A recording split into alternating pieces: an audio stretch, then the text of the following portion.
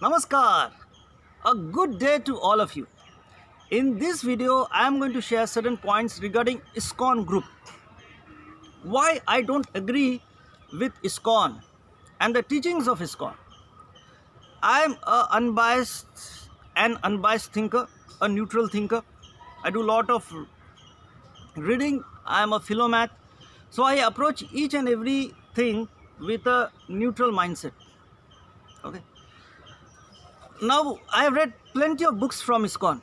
I have purchased a lot of books because I was curious. And I am curious about knowledge. I have many queries, many questions. Let's start off with this book. The famous book, most famous book of ISKCON is Bhagavad Gita as it is. And let me tell you this, last few words, as it is. This Bhagavad Gita is not as it is. The explanation of Bhagavad Gita in this book is very questionable. I don't agree with certain points. I find it a very boring Bhagavad Gita, a very fanatic Bhagavad Gita, and it is written as it is. Baba, it is not as it is. Rather, the Bhagavad Gita of Gita Press is far better. The explanations, see, if you read Bhagavad Gita word to word, you will finish the book in 1 hour 40 minutes. Now, this is a thick book. Unnecessary explanations, and the author who has written this book had his own views, and he says Bhagavad Gita as it is. For me, it is no, it is not as it is. If you understand Sanskrit, if you understand your language, English or your native language, you won't agree. There are a lot of questionable points in this book, Bhagavad Gita as it is. I found it questionable and I don't agree.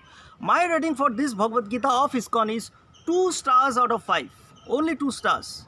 Why 2 stars? Because there are certain points where I agree. Okay, fine, no controversy. But there are other points which are very controversial. I won't tell you about that in this video. You need to read and find out.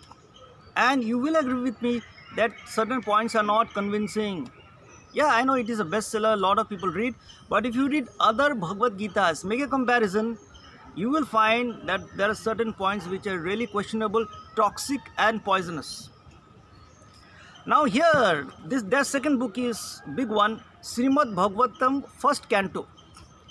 I purchased this book, I started reading, and now I am going to tell you about a point which shocked me. I didn't expect this from ISKCON.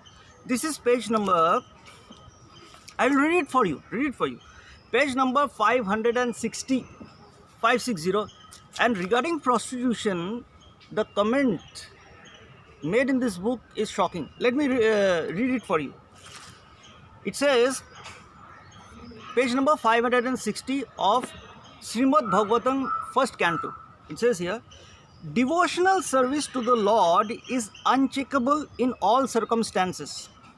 It is understood herewith that even in those days, about 5,000 years ago, there were prostitutes in a city like Dwarka, where Lord Krishna resided. This means that prostitutes are necessary citizens for the proper upkeep of society. The government opens wine shops, but this does not mean that the government encourages the drinking of wine. The idea is that there is a class of men who will drink wine at any cost, and it has been experienced that prohibition in great cities encouraged illicit smuggling of wine. Similarly, men who are not satisfied at home require such concessions, and if there is no prostitute, then such low men will induce others into prostitution. It is better that prostitutes be available in the marketplace so that the sanctity of society can be maintained. I repeat this sentence. See what it says here. It is better that prostitutes be available in the marketplace so that the sanctity of society can be maintained. It is better to maintain a class of prostitutes than to encourage prostitutes within society. The real reformation is to enlighten all people to become devotees of the Lord, and that will check all kinds of deteriorating factors of life. What rubbish! I mean, I didn't expect this explanation from ISKCON, and I was left shell-shocked. Is it not called hypocrisy? If you ask any guru of escort, should a person be a prostitute? They will say, no, you should not be a prostitute. But here they say, prostitution is okay for blah, blah, blah. So my point here is, before following any religious group, organized religious group, read their publications.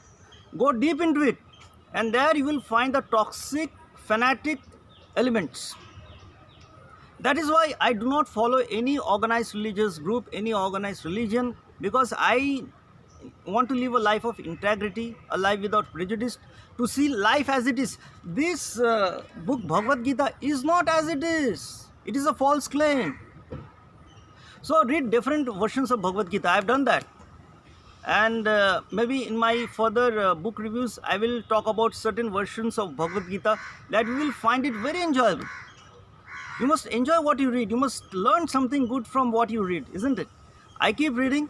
So in this video, I thought of sharing my few highlights from these two books, Bhagavad Gita as it is and Srimad Bhagavatam. So my final words: beware of anybody or any group that doesn't encourage you logical and pure thinking. Be pure, be wise.